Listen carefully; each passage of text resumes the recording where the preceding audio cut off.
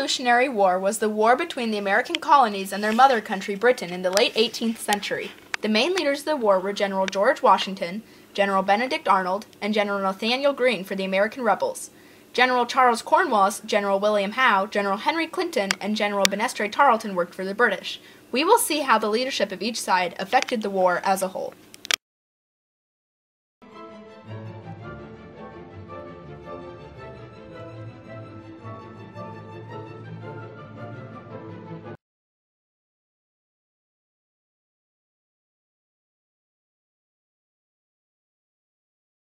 General George Washington was one of the greatest leaders of the Revolutionary War. While serving as a general for the American Army, he became well known and well trusted by Americans, soldiers and citizens alike. He cared for his soldiers, where British leaders always wanted fame and glory for themselves. Dear Sir, it is with great reluctance I trouble you on a subject which does not fall within your province, but it is a subject that occasions me more distress than I have felt. Since the commencement of the war, and which loudly demands the most zealous exertions of every person of weight and authority who is interested in the success of our affairs.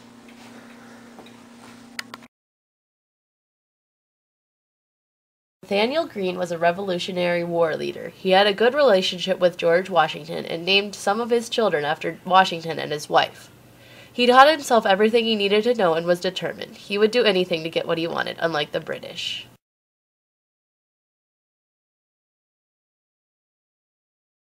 General Horatio Gates was a commander for the North until October of 1778.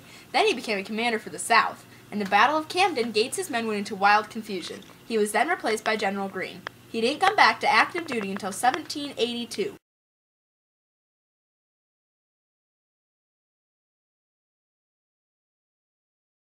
General Benedict Arnold was a gray area in the war. He started out as a well-respected American leader, but committed treason by going to the British. With Americans, he was able to fight for freedom, but the English promised him fame, money, and glory, reoccurring themes in British military.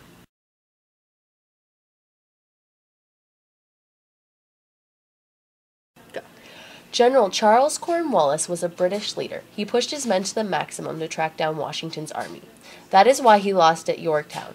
He did not communicate to any of his fellow generals, but instead only wrote to the king in an effort to please him. Washington was lucky enough to intercept an express with letters from Greene to Lafayette, of which the enclosed are copies.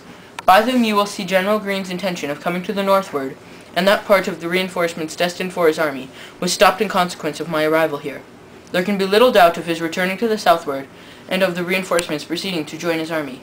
Your Excellency well knows of my opinion of a defensive war on the frontiers of South Carolina.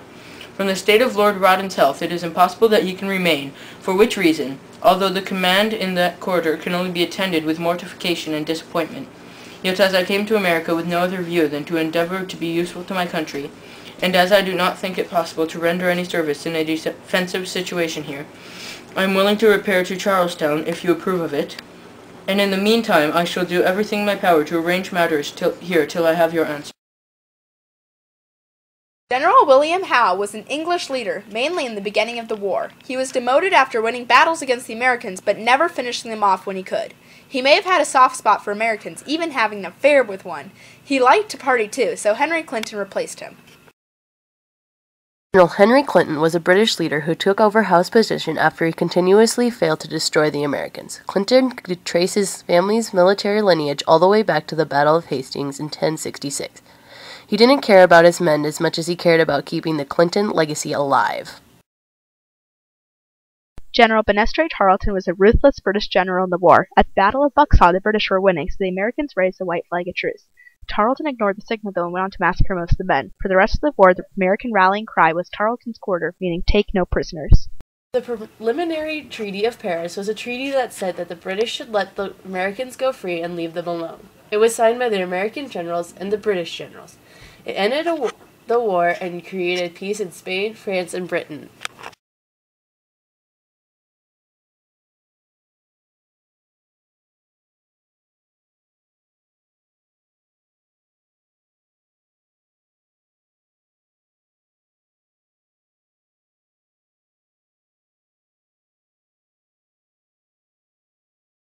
conclusion, the American leaders were key in the war. They had a good cause and they wished to help the people. The British leaders wanted fame, which only they would get at the end of the war. Well, if the Americans won, everyone in America would be a part of it. Without the leaders America had, the war would have been lost before even starting.